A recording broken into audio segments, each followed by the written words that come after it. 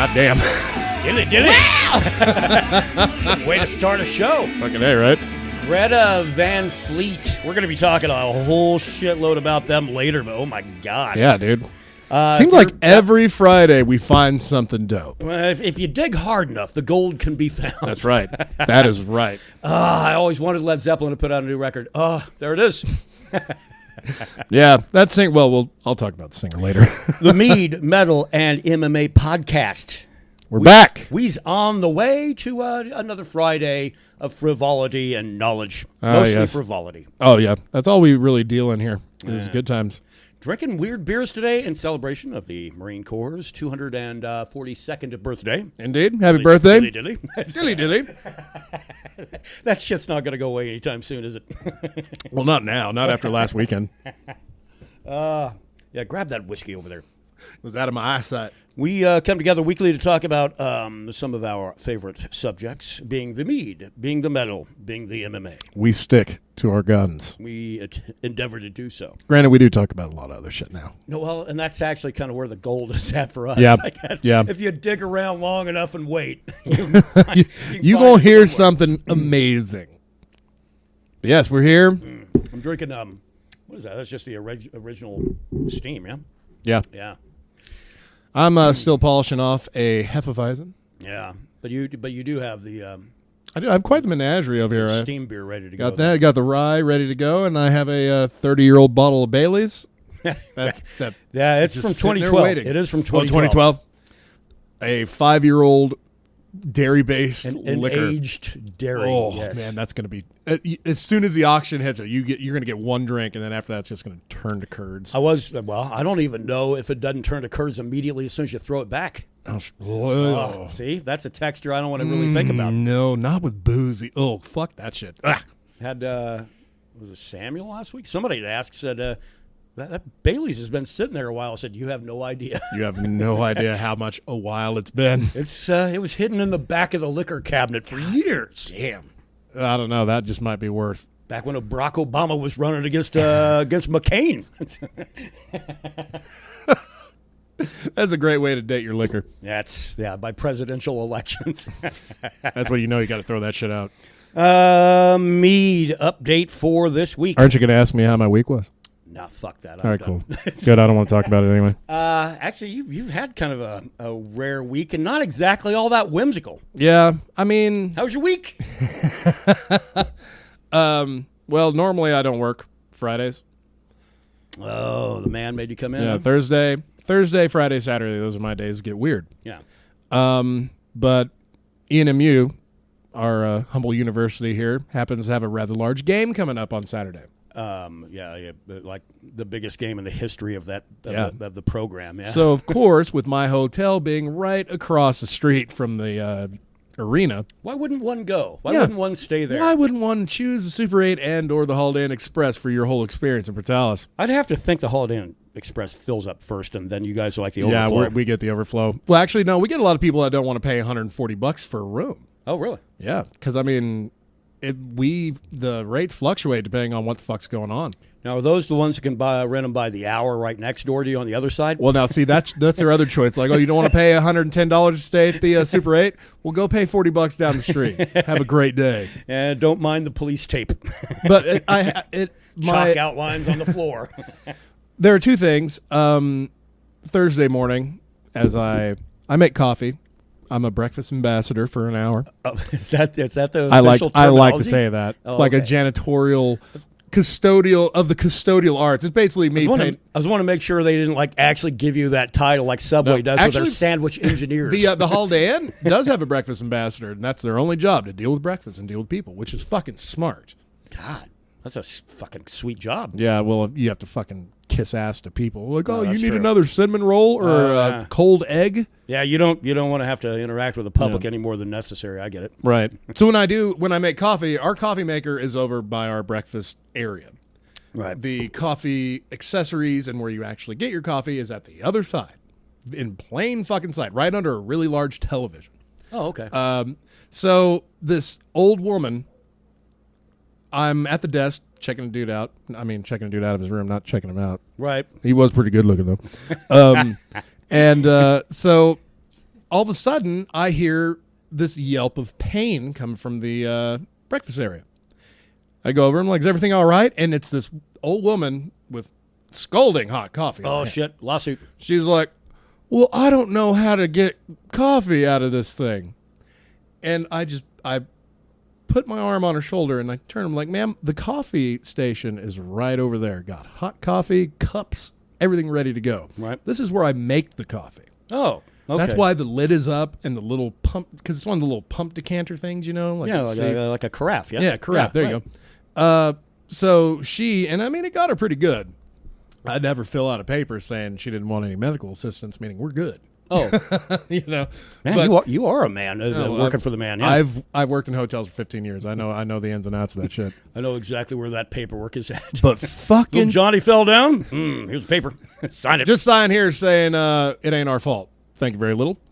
But today, this is where the shit was bad. I learned today that folks that used to live here, move away, and then come back, turn into assholes. Yes, they do. Because they now feel the entire town must bow down and kiss their ass. Like, oh, yes.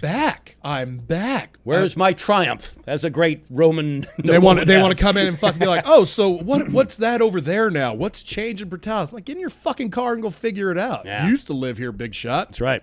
Like, oh, my kid's playing in the fucking game on Saturday. Well, that's all well and good, but clean up after yourselves, you prick. Yeah.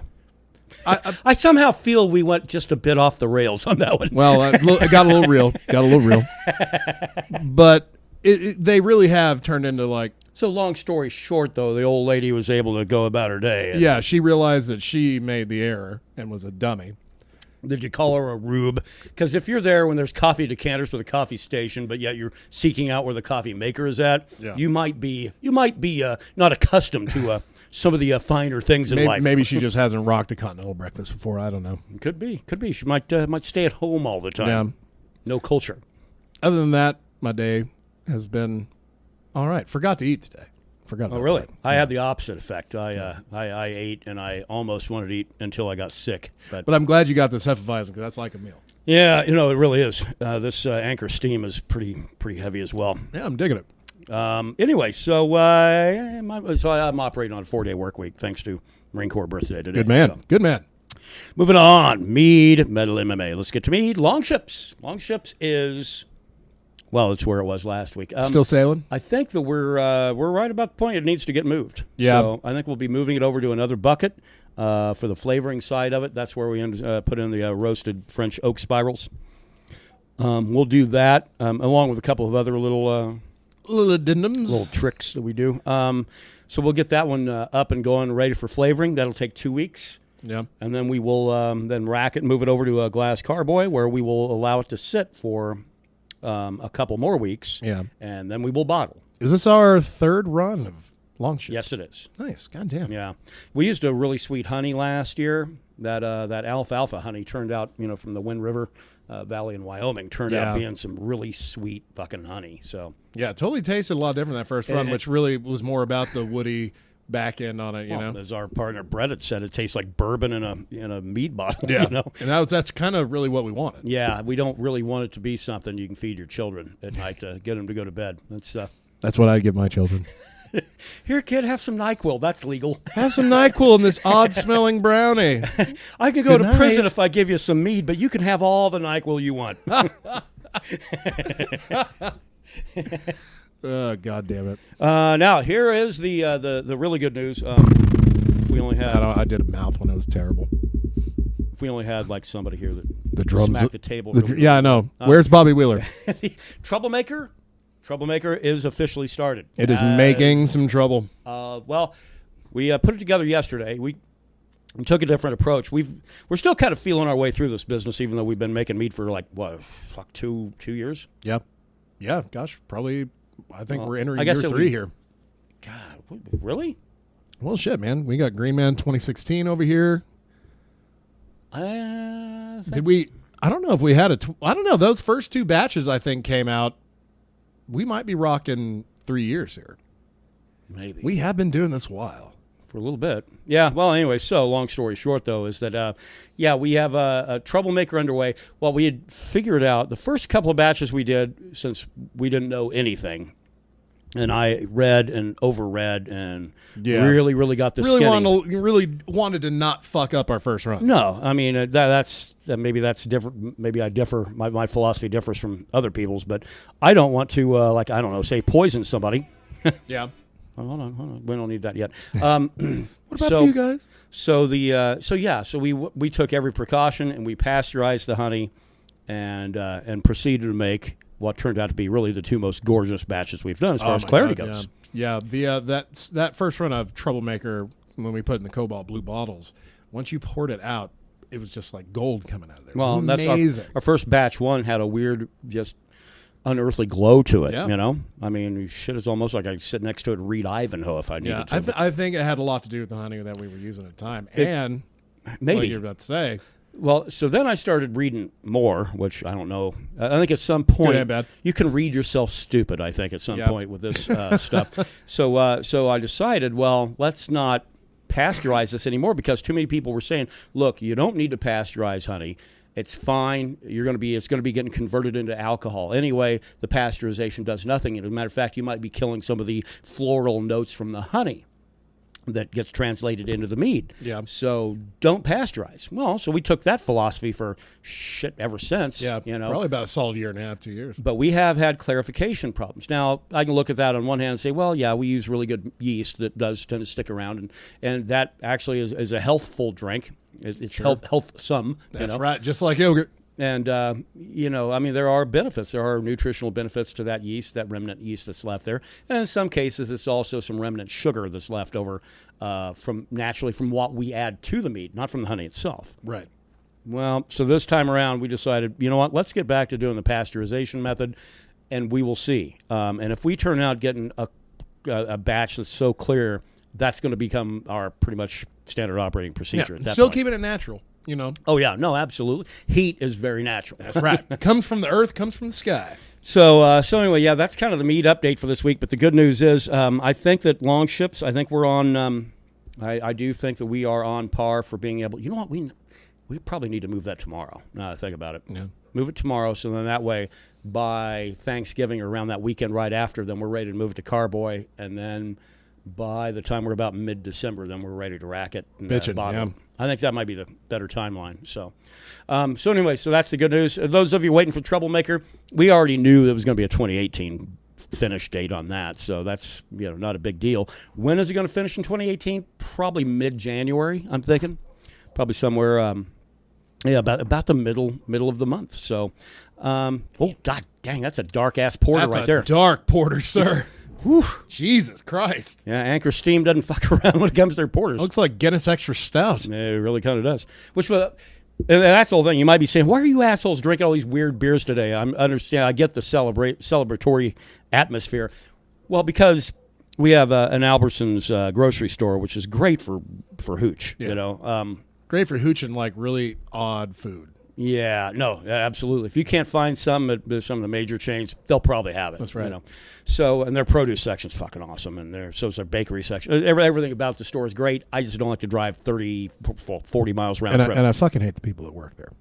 They tend to be a little overly cheery and slow. Yeah, they're either at one extreme or the other. They're too cheerful and too happy, or they're just like a normal person of Clovis, New Mexico, just hating their life. A little bit, but they do have the whole thing of a whole shitload of loose beers in a cooler, and you basically just grab a 6-pack holder and you just go ahead and start filling it full of your beers, which is great. But most of the beers are going to be $2.50, $2.75, or $3. So you go filling out a 6-pack. That's $18. Yeah, if you're basically paying domestic beer bar prices. Yeah, no, absolutely. So therefore, then they don't have to go and put Polliner in a 6-pack or Yeah, because who's going to buy it? Yeah, that's the whole thing. Is that that's it's not the most fiscally responsible move. Yeah, because now if you want like a 6-pack of that, you're going to be paying $15 for it. That's okay. It's almost like it's like I'm dropping cash on basically happy hour beers, at our local bars. Yeah, right? That's true. That's and drinking at the meat hall is far better than drinking at a bar. I would say so. So anyway, that's what we're doing with all the different weird kinds of beers and everything else today. I think we covered the mead portion sufficiently. Dilly. Moving on to metal.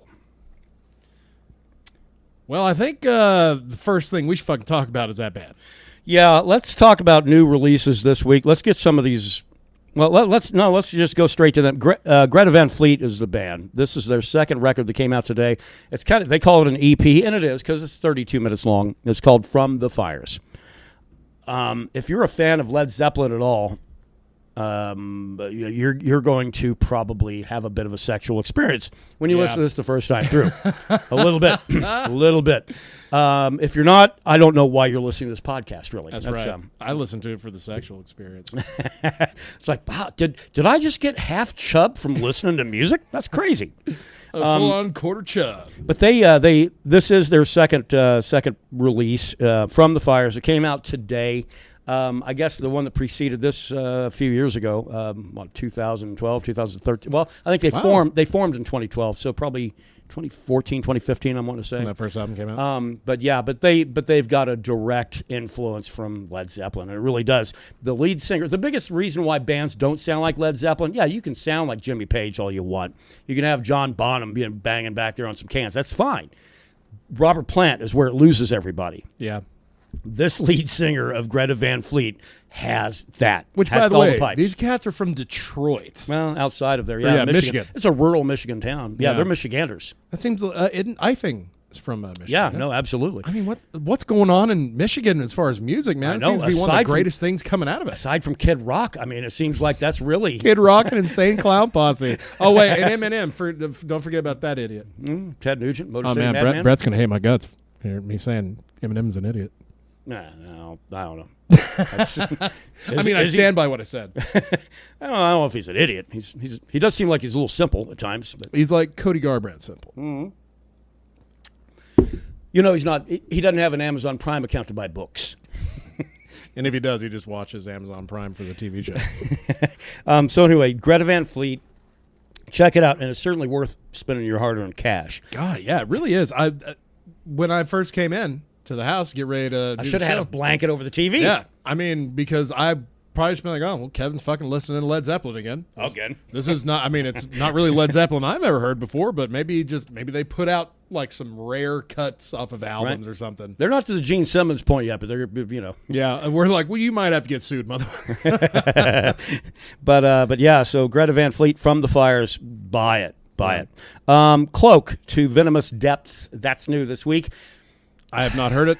If you're into power metal, it's okay. But my God. I am into power metal. Yeah, but I'm starting to really get turned off a lot. I didn't mind it before. The harsh vocal, that's fine. If it's down in the mix, I view it as just another distortionary piece of equipment. Right. But when it's kind of higher in the mix, as they do in power metal a lot, when a singer does you really don't hear a lot of it. You hear a lot of high, like dude from Greta Van Fleet. Yeah. You hear that kind of shit for power metal. But if this is more like aggressive lyrics for power metal, that's not really a good pairing. No, it's not. And that's what we're looking at, and that's what they have. So I don't who what? Oh, cool. Well, my brother just checked out Greta Van Fleet. Cool. Cuz that's a guy I knew would dig. So, oh, no shit, right? Yeah. Yeah, maybe it is a little outside the norms, but it is definitely a very harsh vocal on that one, and it's up in the mix, and I'm not a big fan of that. I'm gonna have to give it a go after the show. Give it a go. We'll have to give it a go, lads. Evanescence, new record out today. Kind of, I guess. It's synthesis, but if you've owned an Evanescence record, it's the same. Look, I don't care about this new shit Evanescence putting out. All I care about is Amy Lee. She is the hottest bitch in rock. Well, good, because that's really it's a band that's made around her. Absolutely. It's the Amy Lee show. It's just like No Doubt. No Doubt. Yeah. No. God damn it. Isn't that isn't she laying in twain with like some country dude now? I think so, yeah, because it used to be her and the dude from Bush, Gavin Rossdale. Yeah. Singer. But I guess that fell out. Apparently she wasn't as big a fan of Bush as we thought. Oh, man. 14-year-old humor, pardon. So, yeah, Evanescence, it's fine. It's not that same, God, what was that huge hit they had like 15, 16 years ago? Bring Me to Life. Yeah. It's kind of their fucking main jam. Yeah, I mean, from what I've heard. Now, I didn't listen to the whole thing. I would just grab snippets, plug it along about halfway through the track, listen until I could listen no more and go, I got to move on. None of that. I don't hear any real metal influences. It is definitely all about her, and it's all about that voice. Yeah, and it's. But I mean, she has a beautiful fucking voice. Sure, I'm not going to knock it. I would call it a stereophonic metal. Yeah. Is what I would call it. Well, when Anneke van Giersbergen put out that Voer album a couple weeks ago. Did you say a Hoor album? Voer. Voer, yes. It was like it's. She has the same pipes that Amy Lee does, only that band that's backing her is fucking kick-ass. Yeah. Where now it's just like whatever song she wants to do, we'll just put something behind it and call it good. Yeah. No, it's a fact. But they'll eat it up. But, well, then that's the thing. And the fans, if you read the comments on YouTube, the fans are like, oh, this is what I've needed. Oh, my God. Yeah. Yeah, well, there you go. Well, that's just because this band has been around for 15 years and has put out, I think, 2 albums. Yeah. Two like nationally available albums. Well, hey, man, I got shit to do. Oh, man. All right. Who else has got one out? Tooth Grinder. They proclaim that they're power metal. Phantom Amour is the record. This is another one. I hadn't heard this one. I'm not a fan, again, because, again, it's got a harsh vocal quality to it. Man, I'm not asking people to sound like Bruce Dickinson or anything like that, but sure. God dang it, man, at least fucking have something that you bring to the table that isn't just right. But if you're going to do that, you do it right. There are right ways to do that vocal style. And I've always said, hey, down in the mix is always the best way to bring that. Yeah, because around. if you're singing that way, the lyrics don't make a fuck. Hardcore fans will want to care about what you're saying, but they'll be the only ones that'll understand you. That's right. All right, and then the next one is a really interesting one. I accidentally shut down the screen I was going to utilize. Oh, here. you manky bastard! There it is, but I found it. Okay, and this is all thanks to Aaron Lambert. He's a blogger for Metal Injection, and he's a really good writer. I really kind of dig his stuff. But actually, that's what I started using Metal Injection after you told me about him. Well, yeah, because here's the thing: is that I don't know if you remember it, but a couple of months ago talked about this. So here's the other new release, the last one I'm going to talk about today. There's a bunch of releases. One I haven't heard, but I'm super excited for. But Electric Wizard put out Wizard Bloody Wizard today. Now, that's like a fucking Sepultura reunion album, right? Well, here's the whole thing: is because obviously, and if you've ever heard Electric Wizard, you know. These guys, you know exactly what you're getting into. These guys are Black Sabbath fans, right? Black Sabbath. They're from Europe. They're from fucking England. Yeah. Now, they have a writer for Metal Sucks, and Aaron Lambert kind of called him out on it a couple of months ago. This guy, Axel Rosenberg. So he writes, unfortunately... clearly a pen name. Yeah. Well, it says Electric Wizard announced new album, Wizard Bloody Wizard. He said, unfortunately, my headline gives away 99% of what we know right now. Let me turn that shit down. When is it going off like this? Trivia Crack fucks me every week on this. See, there you go. The other 1% is that the album will be out November 10th, and that the cover will combine your love of gore with your love of underboob. Well, that's fine. Pre-orders go live tomorrow, whatever. Okay. Now, here's where it gets interesting. He said, till we know more, I'll give you a topic to discuss amongst yourselves, which, by the way, is the most fucking annoying thing that a straight man can do, is to tell you, discuss amongst yourselves. I am above the fray. I'm about to tell you how I feel about the whole thing, and then y'all can talk about it. Yeah. He says, is the album's title meant to be an homage to Scream Bloody Gore or Roots Bloody Roots? For some reason, I can't see Jess Osborne enjoying post-chaos AD Sepultura, although the use of 2 words instead of 3 does suggest a closer link to that song than Death's seminal album, Ready, Set, Clearly, Axel Rosenberg is 20 years old. Well, then he puts down here in bold, update. Oh, right. It's a Sabbath, Bloody Sabbath reference. Sorry. Nobody's perfect. But anyway, Aaron Lambert from Metal Injection. You don't have to be perfect to realize that fucking reference. He says, dear God, Metal Sucks completely missed the Sabbath reference with the new Electric Wizard record. I have no words. Why would a doom metal band be like covering Portuguese rock? Yeah, it is absolutely... It's shit like that makes me feel like we're really doing good here. We're trying. I know we're probably a shitty little podcast. Yeah, we're actually trying to bring some light to the world. We're wrong about shit every once in a while, you know. I mean, granted, I'll admit I pull shit out of my ass on the reg. Yeah, but that there is inexcusable. It's pretty terrible. Yeah, so. I'm surprised he didn't just go back and update the the whole article without that update. Yeah, Just exactly. Plugged it in. Exactly. Took out all the Sepultura references and put it Black Sabbath so he didn't look like a dick. Yeah, just pull the article itself. That's what Rolling Stone does. I mean, why not? Oh, everyone thinks he's dumb? Get rid of that. Yep. Get it out of here. That's it.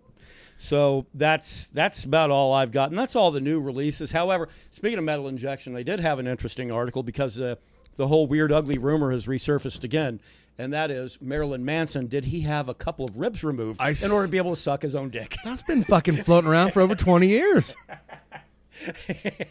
I mean, it's on. I didn't even open the article. I just went, do people think that Manson can't get his dick sucked by anybody else, that he has to do it himself? I don't. It is Marilyn Manson. Yeah, but I mean, there are, let's be honest about Marilyn Manson. And he does hang around with Johnny Depp, so. Oh, man, yeah, that's very fucking true. Anybody who hangs out with Marilyn Manson kind of turns into, like, their shit goes downhill, man. Yeah, Johnny Depp's stock has dropped dramatically. Right.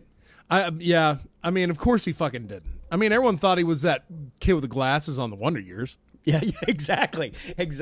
Like, no, that's horribly wrong. Horribly wrong. Yeah, chasing after, what was her name, Minnie or something like that? Did you see where it was a show in San Bernardino where he was, because he's back on his tour after those guns fell on his legs? I will admit that I don't really keep up with Marilyn Manson except for the whole rib removal thing. Right, no, and really he's kind of outside of my radar until that whole rig fell on his legs. Starts getting injured by his own gear. Yeah, get crushed by his own gear. Sure. But he went to San Bernardino to do a show in a wheelchair. Obviously, he's got a why not? Crushed legs. Crushed leg. But he had a microphone that was shaped like a goddamn rifle. Because, wasn't it... There was like a shooting It's trying to there. prove how desensitized we are to violence, and just the very look of a gun should scare us. But here's the thing: the gun, he had cleared it with the police before the show. Like, hey, I want to use this. It's an actual gun. It wasn't just. It wasn't an actual gun. It was a microphone, but it was in the shape of like an AR-15. Okay, which that could be wrong. It was a rifle, but it even had, and he didn't have to do it. Had the little orange tip on the end of the muzzle, right? Just shows like, make hey, it then definitely this look is like certainly a toy gun, right? Which he didn't have to do that in the first place because it was all performance art, But regardless, Manson's going to do what Manson's going to do. He's going to do shit to make people talk about him. Oh, I thought you were getting ready to say, and then it fell on him, and he's out again. And it turned out to be a real gun. Shot himself right in the dome. He's dead. R.I.P. Marilyn Manson. You always have that Eurythmics cover. God. Oh, shit. Well, that might be his best track, yeah? That's what got me into him. I had heard the Sweet Dreams cover, and I was like, this is actually really good. 80s song I'm familiar with and kind of enjoy. Creepy, kind of. Yeah, creepy. I mean, but I was 13 when it came you were out. in the wheelhouse of Marilyn Manson. Absolutely. But then I went to the record store to buy the album that it was on, and I had bought Antichrist Superstar, which it was not on there.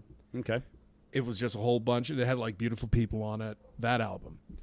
But man, it freaked me the fuck out. A bunch of angry young teen music. Oh, absolutely. Oh, I think fucking that's the problem. Because his fan base are all like, buying fucking houses. And now they're all 35 to 40 years old and still love him as much as they did 20 years ago. Yeah, so it's got to be weird for him at a concert when it's no longer filled with teenagers, but a bunch of cats in their 30s. But adults and their kids, Oh, Lord. All right, let's move to MMA because it's we're starting to get stagnant. Oh, well, hey, there's two things I want to say. Oh. Lars Ulrich.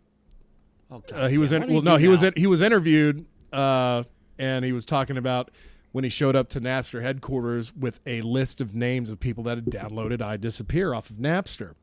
His quote, and I'll leave it this, maybe not the smartest PR move of all time. I think he's finally acquiescing to the fact that he fucked up big time. When was this? Like 96, 7? No, 98, 99. Okay. Right around the time late Mission Impossible 2 came out. Because that was the whole thing. So we're talking some shit like almost 20 years ago. They wrote a song for Mission Impossible 2, new Metallica song. He's just now getting around to where he can accept that maybe that wasn't a bright move. Well, now no one gives a fuck. So, but I think it's funny that now he's like, yeah, maybe not the smartest move that I ever made in my life. Right. But they recovered fine from it. I mean, they were hated for years, but this day, 1972, Allman Brothers Band bass player Barry Oakley was killed. Yeah. when his motorcycle hit a bus at the same intersection as former band member Dwayne Allman, who had died a year earlier. Yeah. Gnarly. Both on motorcycles, yeah. Gnarly. Yep. I did not know that. Yeah. No, I mean, Dwayne Allman's kind of like the guy. I would like to say that I kind of crafted my guitar playing around that guy, but God, I think I kind of come up a lot short. I sound more like a drunk Neil Young. So. Well, I kind of embrace that, actually. Let's see. Who's born today? Mose Allison, 1927. Laverne Baker, 1929. There's a binder. Anybody cooking rabbits in a coffee pot this week? I will never in all my days forget that.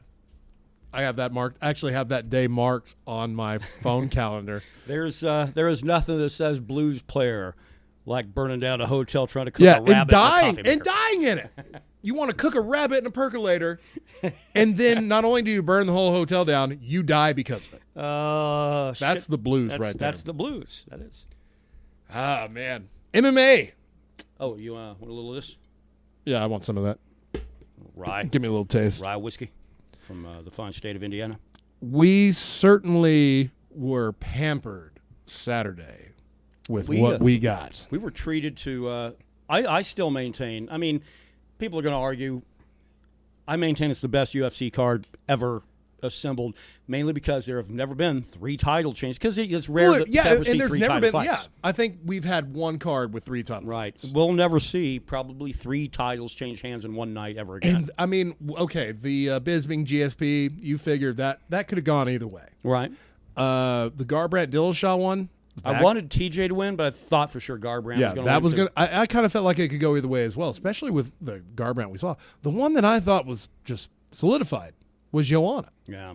I mean, I had my doubts. I was like, if Rose can get her to the ground, which is that's her weak spot, she could finish that fight. Turns out Rose actually got better stand up than Joanna did that night, and that's a hell of a thing to say. Yeah. Because, and I've looked online. Joanna's never been dropped. Mm-hmm. Never been dropped. Well, she got dropped twice. Apparently, Rose Namajunas has got some fucking fire in those hands. So I mean, shit. You see her knocking out Michelle Waterson with that kick. Yeah. Then you see her tapping out Paige Van Zandt. She is the total package. Yeah. And I think that's why she's holding that belt right now, because she can do it all. And she's really young, and I think she's going to sit atop strawweight for a very long time to come. Yeah. However, having said that, let's go through this list of what fights does the UFC need to make right now from everybody that came out of those 3 fights. From the fallout of that? 217. GSP, this is a no-brainer because he's under contract to fight Robert Whittaker. He's got to fight Whittaker as soon as that dude gets healthy. That is his contract. People are like, hey, so is he going to move down to welterweight and fight not Damian Maia? That should be a little fucking goofy because he's a middleweight. I will fight you at welterweight, sir. Fight a weight class you've never fought in. Going down and fighting Tyron Woodley, it doesn't matter. You can speculate about it all you want. Right. He must fight Robert Whittaker. Yeah, that's the only fight to make. We got to get rid of some of these interim titles. We have to get rid of some of them. The interim titles are ridiculous, and everybody knows it's a move from fucking IMG, whatever, the ownership group. Yeah. Okay, Bisping. This is an interesting one. Does he walk away from sport? But he's still 38, and he still throws, and he's still a good fighter. Dude said he still wants to fight. I want to see Rockhold Bisping 3. Oh, shit. But, shit. It's one apiece. Rockhold beat him in Australia, and then he beat Rockhold and took the strap away. Right. I don't know. I was kind of thinking I'd rather see Bisping fight Weidman, and winner of that getting a title shot. Because I think Weidman's due. He's starting to kind of get a run going. Yeah. You need to strike while the iron's hot with that guy. Well, in the promotion, we know that the UFC loves New York. Oh, yeah. Well, the 2 New York City Madison Square Garden cards have been great. 205 was amazing. Well, that's because they robbed from every other big event they could put together. Well, they got to save themselves at the end of the year. It's been pretty lackluster up to this. Yeah. So, I don't know. I do think that's not a bad one, but I do think that Rockhold Bisping 3 would have a better story to it. I think the rubber match is always interesting. And Rockhold won his comeback fight after losing the belt. So beat Branch. That would make a lot of sense. Bisping coming off of a loss, him coming off of a win. Yeah, I think it'd be a good spot to meet and then have that trilogy fight. Then you get Weidman and Yoel Romero. Wouldn't that be? That would be. That's the fight I want to sir. see. That's the fight I want to see. Yeah, but which one would you think would be a? Well, I mean, let's be honest. I think Robert Whittaker would kill GSP. Although Yoel did already destroy Rockhold, right? Or Weidman. I'm sorry, Weidman. No, shit. I'm pretty sure that was like the string of things. Then that was when Bisping was flipping him off. Nice shooting, boy. Yeah. I think he already beat Weidman. So I mean, but that would be a good fight to see again because now the Weidman's kind of not flying knee knockout. Yeah, now he's starting to kind of turn back around again. But I don't know. Dillashaw, what fight to make for him? I think a rematch with Cruz, but the problem is Cruz now got pulled from the Jimmie Rivera fight with an injury. Yeah. Exactly what injury was that? I don't know if low kick is said. Man, if it's like a broken arm. Broken arm. No. Well, see, but wasn't like ankles, knees, and shit like that kind of his biggest nemesis? Yeah, so broken arm is actually... It was ACL, MCL. Probably tearing the fuck out of that knee. Probably an arm is actually probably not a bad thing. Yeah, but still that's going to take some time to heal up before you can start training with that shit. Who do you have Garbrandt fight? Oh, gosh, a really long book. Yeah. With a bunch of big words in it. That's tough. Who at bantamweight? Here you go. Here's what you do. Jimmie Rivera needs a dance partner for 219. Yeah.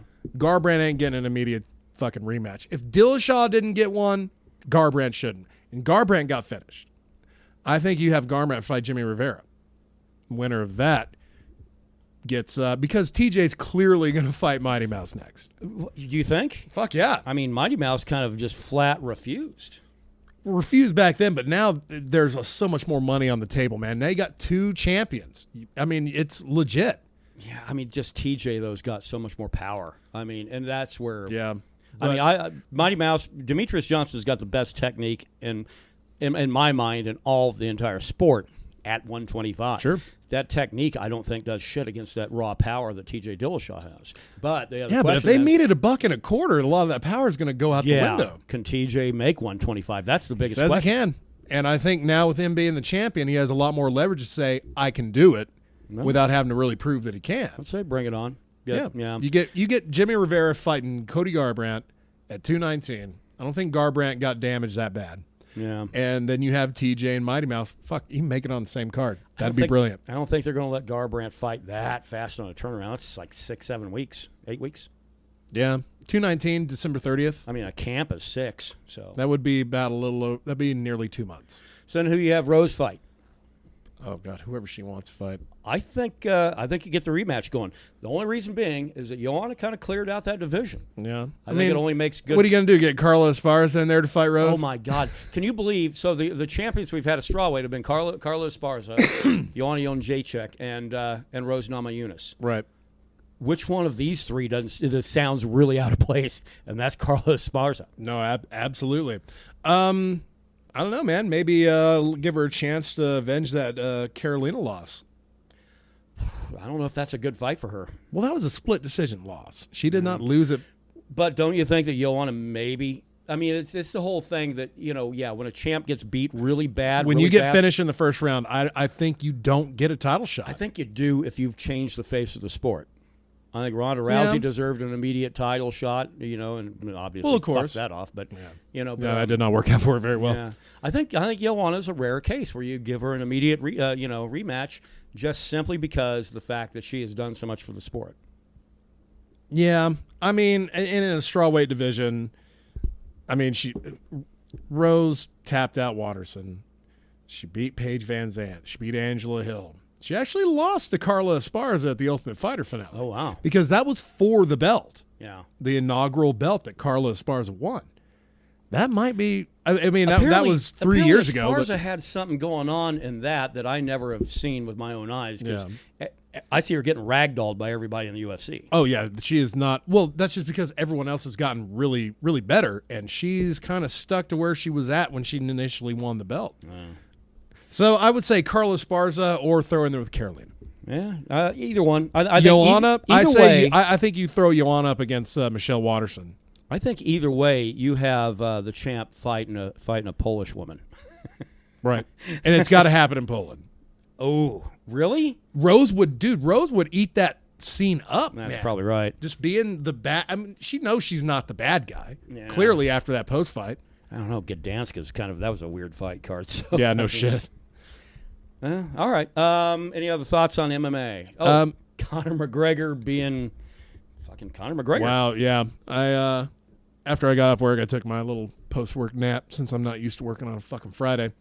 Wake up, and apparently Conor McGregor, they had Bellator 187 in Dublin, and McGregor was there. And he was the first time we've seen McGregor step into a Bellator cage, but he wasn't fighting on the card. Yeah, he's there. He was there. I think it was celebrating a victory for like a. You never know with the Irish. I never know if it's a victory or celebrating somebody's defeat. And that was initially the big story. Like Conor McGregor jumps into Bellator cage. It was like, oh shit. Well, all right. Hour later. Oh, but wait. There's more. Apparently, he pushed Mark Goddard and slapped the shit out of a security guard. Well, now, but if you're Bellator, isn't that like ratings gold, though? Oh, fuck yeah. This is what Bellator wants. Especially because they're not going to air it until like now. It's the only reason I want to watch it. Is because I want to see that. I want to see if they keep it into the actual... If they keep it in the show, which I don't know how they can't, that'd take some serious editing skills. I think Bellator is borrowing a fighter from the UFC that has all the name recognition in Ireland and utilizing him. Okay, if it was not staged, I think Conor McGregor is going to be facing probably maybe a pretty good fine and maybe might have to sit a little while, maybe some kind of suspension. I don't know. Ooh, that's... But if it was staged, well, then that means that he was basically doing some work for another promotion, and that again is going to piss off Uncle Dana. And you might very well see. But Conor has all the cards, man. Conor has all the cards. At what point, if you're the UFC, at what point do you go ahead and cut bait and say, you know what, this guy is dominating. Every time we try to put together an event, that asshole rears his little fucking ugly little head. He's always... I agree. He's trying to keep everyone on their toes. Yeah. At what point, though, do you go, you know what, man, we don't need you as much as you need us? Now, but that's not true. They need Conor McGregor. Oh, they absolutely. It's. Thankfully, they made some new stars at that's 217. What I'm saying. Rose is going to be a fucking star. And you got GSP back. Is he ever going to be the draw that Conor McGregor? Fuck no, absolutely not. Unless he's fighting in Canada, then yes. You put him on a Montreal card. Damn right. Yeah, that'll just like I can't remember which UFC it was, but the one they had in Canada. They've had a lot of UFC events in Canada this past year, but with no Canadian heroes. They got their hero back, but I don't think they have him back for very long.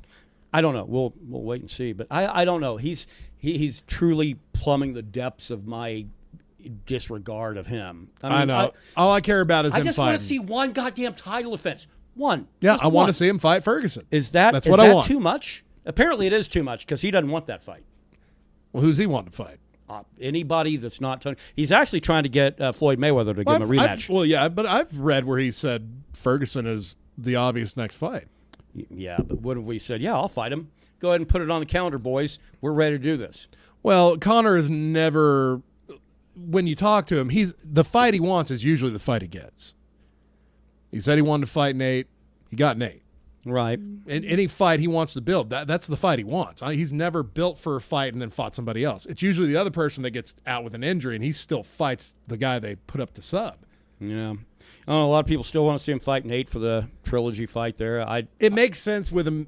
It'd be for the belt. It'd be a title defense, and it'd be one you might be afraid Conor might lose. Yeah. Well, no, you fucking already lost. But I kind of feel that way with the Tony Ferguson fight. I feel like that's a dangerous fight for him as well. They're both dangerous.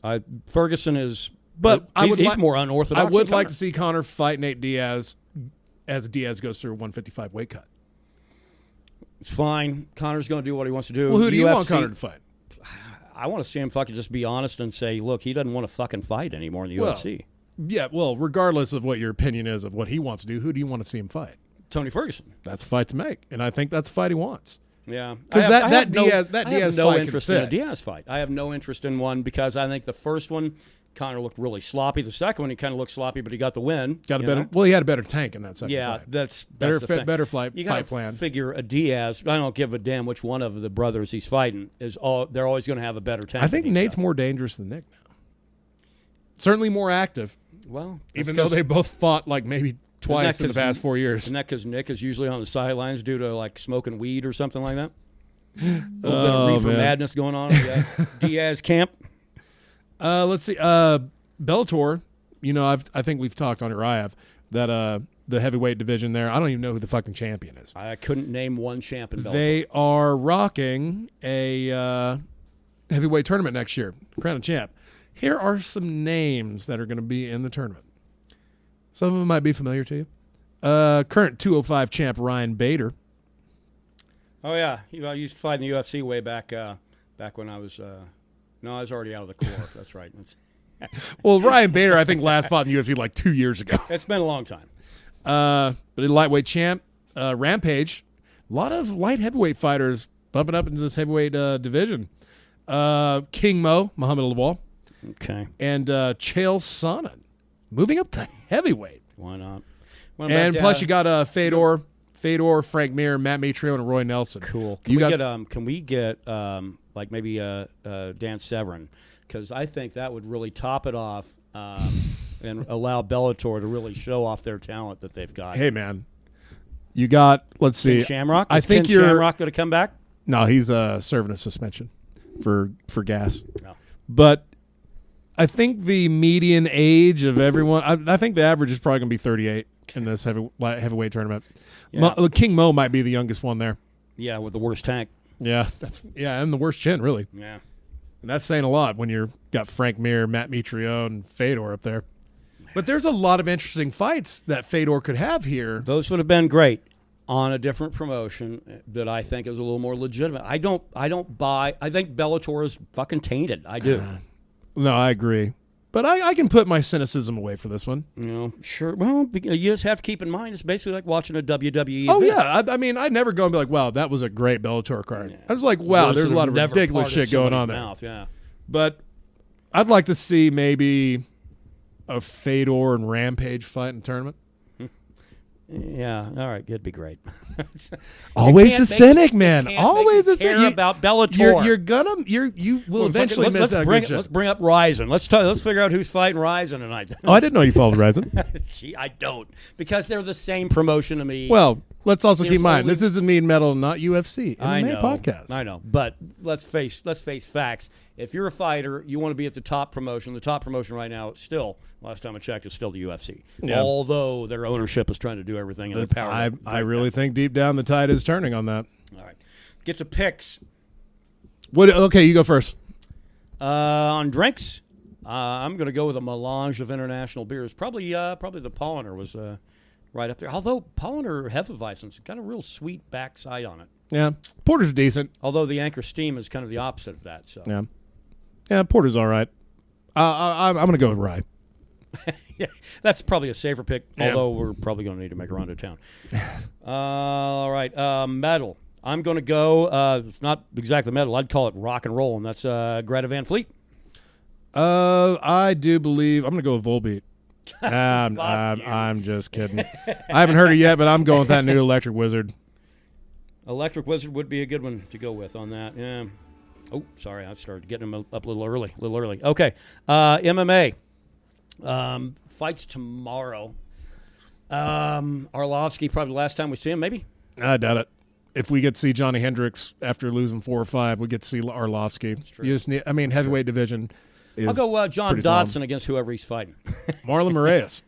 I'm going Clay Guida. I love watching Clay Guida fight. I know he's a guy that's just going to hang out and sometimes put out a good performance. Yeah, he's also on fucking Anthony Pettis' highlight reel, though, for that weird off-the-cage That kick, is true. No, that was Benson in WC. Was that Benson? That was Benson Smooth. Oh, all right, well.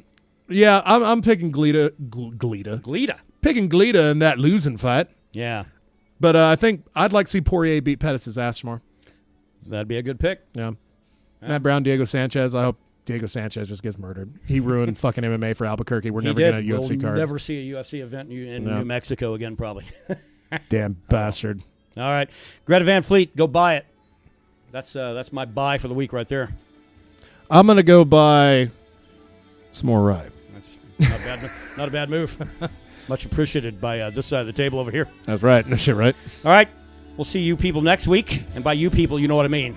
You people. That's right. Going to be getting trash on 52. 2 weeks. Do the 1 year mark. Oh, yeah. It's number 50. Celebrate. Right. Oh, yeah. I'm going to get that done starting right about now. Good night, friends. Peace out, friends.